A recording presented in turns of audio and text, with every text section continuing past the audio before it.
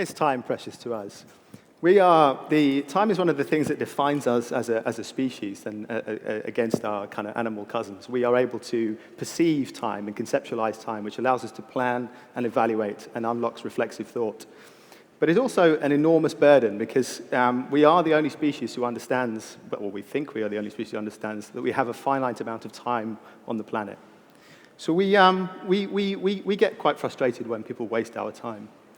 And it appears that modern society is placing an increasing burden on our time. And you guys may have filled out this survey, but every year the Office for National Statistics sends out what they call a well-being survey, where they ask a number of questions about our perception of our lives. One of which is, are you mostly or completely satisfied with your amount of leisure time? Now, in 2010, when they did this survey, 60% of people said they were satisfied with the amount of leisure time that they had. By the time it got to 2015, which is the latest data that they publish, only 40% of people are satisfied with the amount of leisure time. So it appears modern society is putting an increasing burden on our time. And part of that is the distraction that we have with our devices, with social media, etc. And part of that is also the fact that poor customer experiences burn time. And this is a very frustrating thing, whether that be waiting in line in a supermarket, whether that's using an IVR that doesn't understand what you're trying to say to it, whether you're trying to navigate and find information on a website. All very frustrating experiences that burn time. To counter that, we have become a species. We are a species that builds tools. We've done it forever. We built tools as cavemen when we built stone axes back in the Neolithic times, and through time we've evolved our tool set to help us gain back time and do things more efficiently. And that's not just the physical tools like our laptops and our mobile phones, but that's also the products and services that we deliver to our customers to give them back time when they're interacting with us. Part of this evolution of the products and services and tools that we've been building is artificial intelligence. And artificial intelligence it's not a new thing. It's actually been around since the 1950s. But we are entering a time now where it is being referred to as an artificial intelligence revolution, or the fourth industrial revolution. So let's look at that in a bit more detail. AI really is a means by which we are trying to give computers cognitive or agentive capabilities, allowing them to think to themselves. And throughout the 50 or so years that we've had AI, or probably 70 years now, that we've had AI as a discipline, there's been a number of different approaches to try and do this, some of which have had some successes and failures, and we've had what have been called AI winters over the last kind of 50 years. At the moment, this AI revolution is really characterized around the kind of machine learning part of AI, and particularly around something called deep learning. And in fact, you probably should refer to this artificial intelligence revolution not by that name at all, but actually by the understanding it as a deep learning revolution. And actually, deep learning, if you want to understand what that is without going into lots of technical detail, is about pattern recognition. It's about taking a big set of data, putting it through something called a neural network, and at the other end, it labels that data, or it translates it into another set of data. Pretty much that's what deep learning does. So what does that mean? So AI has always been characterized between two levels of intelligence, or a continuum of intelligence. One is a general intelligence, like ours, so our ability to learn things and pick things up, like Stu learning to drive, or us learning to walk, or learning to talk when we're children. And we can apply that intelligence to any problem space or any domain that we want to.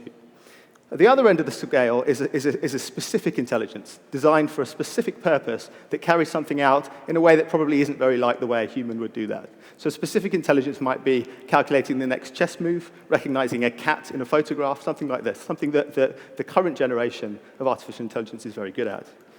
And if we think about where we are today, it is very much at this end of the spectrum. And there's a quote from the 1970s that says, the definition of AI is a machine that can make a perfect chess move while the room is on fire.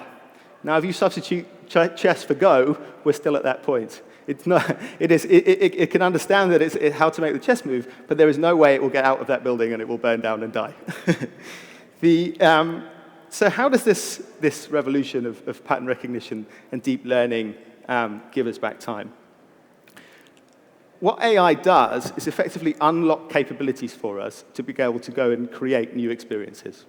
One of the key areas that's seen an enormous amount of improvement over the last 5 years, really, is in language technologies. One of these is speech recognition.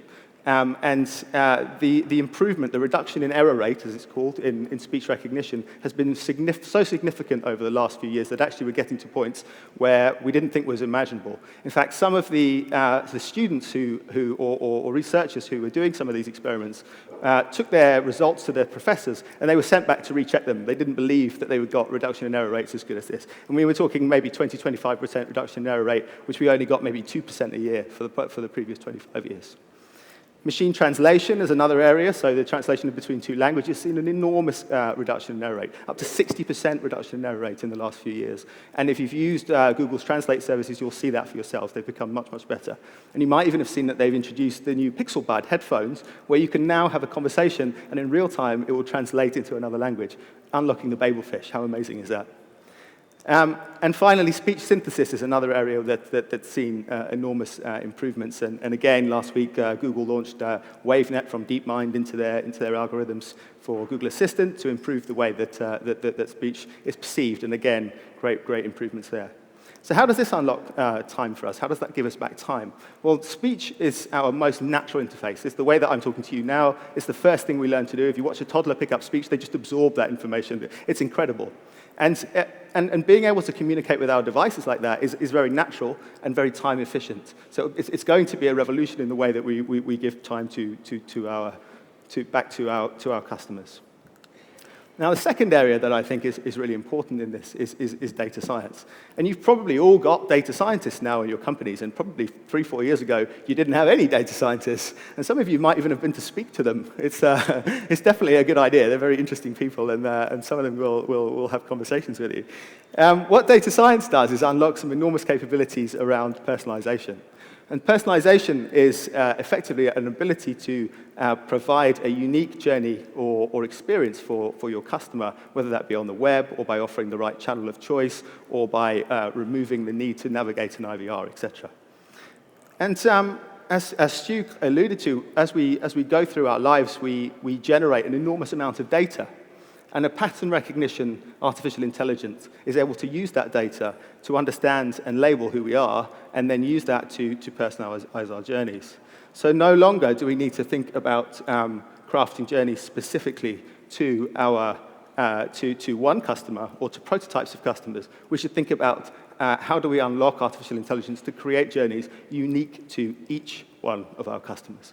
Whether that be something like Netflix suggesting a particular movie in real time on your website, or something, or perhaps if you sell clothes, suggesting the type of style that you like, or whether that be offering the right channel of choice at the right time. And our friends from Now Interact will go into more detail on that later. And personalization is something that consumers are asking for. So we see numerous studies that say people like personalized experiences, and they spend more money when they have personalized experiences.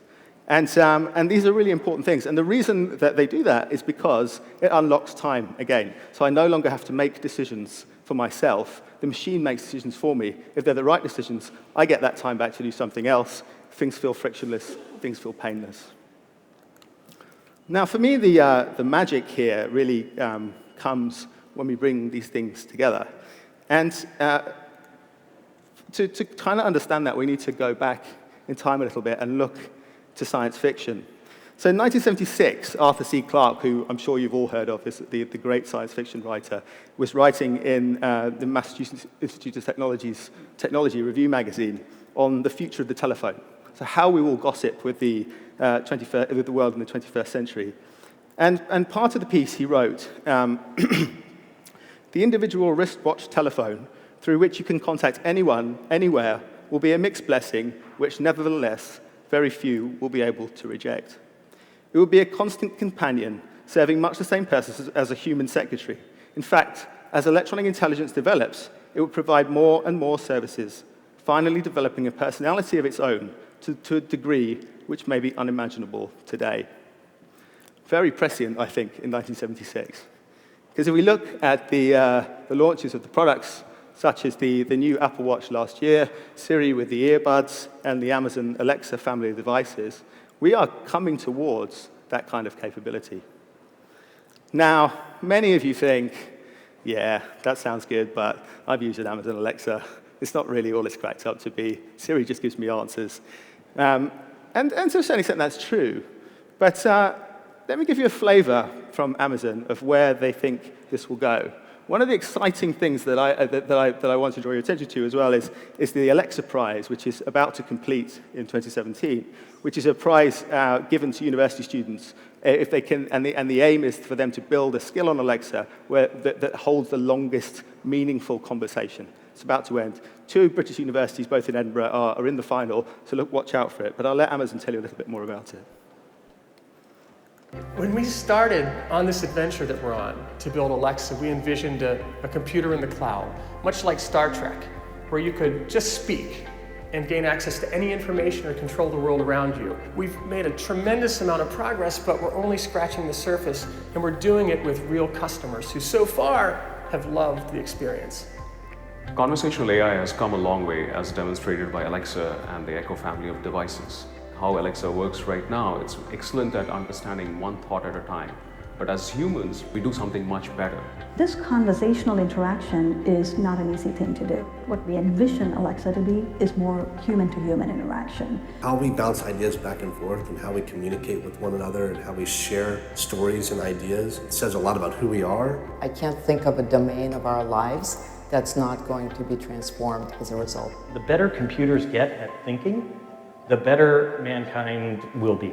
One of the most important jobs of AI would be to get more knowledge into the computer. We're going to give birth to a new type of intelligence, and we're going to get to ask it questions, and we're going to get to tell it new things, and it's going to have a conversation with us. By bringing university students into this challenge, what we're hoping to see is more new skills, more innovation, more social interaction, more natural interactions for Alexa. Conversational AI is very hard. In fact, some people think it's impossible to make something like Alexa interact with a human like another human. We can't wait to see what happens as we work with you, the innovators, to make this a reality through the Alexa Prize. Not bad for a company that sells books, I think. What this is unlocking for us is that we are no longer builders of assistive technologies. So throughout all of our history, we've really built assistive technologies, things that we are in complete control of when we are executing them and give us back time by making us more efficient. We are moving to become builders of agentive technology, and they're fundamentally different. And by that, I don't mean a virtual assistant, a virtual agent, or a robot. Agentive technology is really defined by being able to monitor and process data, act upon the world on its own, and crucially, it's trusted to go and do that on its own. So we get a task to go and achieve, and then we course correct it, or we confirm some of its behaviors as it goes about achieving that task. Let me give you an example. So on the left-hand side is the Henry Dreyfus thermostat from 1953. Now Dreyfus was like the Johnny Ive of his generation. It built some of the most beautiful pieces of functional and industrial design. And on the right-hand side is the Google Nest. Now the Dreyfus thermostat, its job is you twist it to a certain temperature. It will turn the boiler off when it gets to that temperature, turn it on again when it drops. That's what it does. But you are in complete control of that. Now the Nest, it's given the task of maintaining climate in your house. And it understands a process of data from lots of different sources, be that the weather, how your building reacts to temperature changes, cools down, warms up, what your kind of preferences are, and it learns. So if anything goes wrong with this process, you give it a quick tweak, it remembers that, remembers it against all the other data set, and goes on to produce that. So you give it a task of doing that on its own. So that's quite a simple example.